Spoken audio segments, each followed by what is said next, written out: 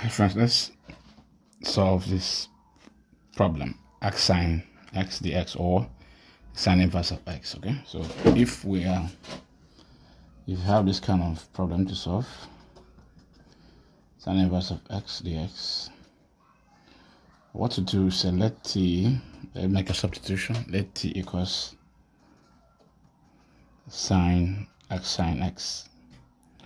So what this will mean is that sine of t is equal to x. Okay, so if we make this substitution, equation 1, now we would have to be integral t dx. So we remove t, the t. Can call this equation 2.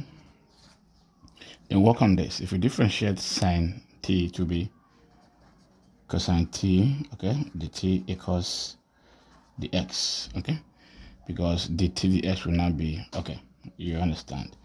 Now we call this equation 3. We use equation 3 and equation 2. So we just replace the x with this. So that will give us integral t. The x will now have cosine t dt. Okay. Now we have to use integration by parts. So which says that if you're integrating u dv is something as when you subtract the integral of v du from the product of u and v. Now let our u be t. Okay. So that's du will be equal to dt. See that? Then our dv will be equal to cosine t dt. So that v will be integral cosine t dt. Okay, that gives us sine t. Okay, so if you integrate cosine t, you get sine t. Okay, now we substitute here. Uv will be uv will now be, or u is t, v is sine t minus v, which is sine t,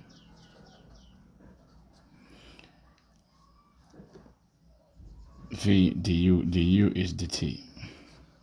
Okay, so that gives us t sine t minus, integrate sine t, you get negative cosine t, okay, plus the constant of integration. So that gives us t sine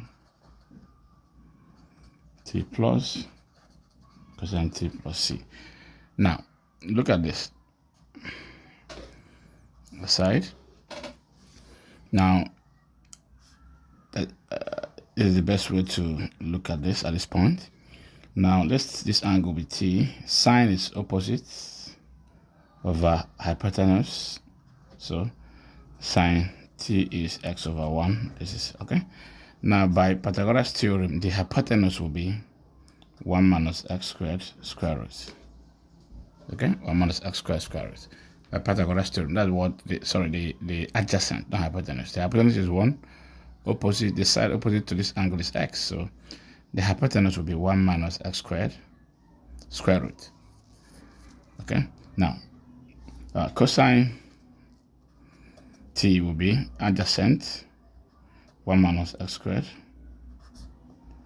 over hypotenuse, which is 1. So that gives us cosine t is root 1 minus x squared. Okay, so that's what it is. Now we make a substitution here. T is sine inverse of x. Okay, why sine t is x, so we have x sine inverse of x plus cosine t is 1 minus x squared plus constant of integration. Okay, so integral arc sine x dx will give us x sine inverse of x plus square root of 1 minus x squared plus constant of integration. Thank you very much.